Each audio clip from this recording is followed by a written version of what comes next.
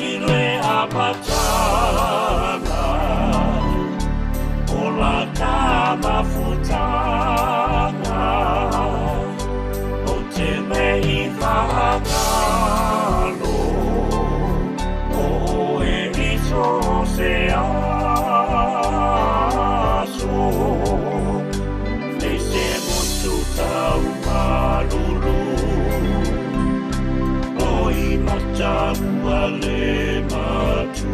no ufa amaoni na e tau tino mai te ilonga o le oti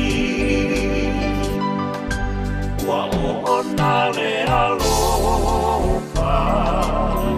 wa o yo totonga ta tau ona e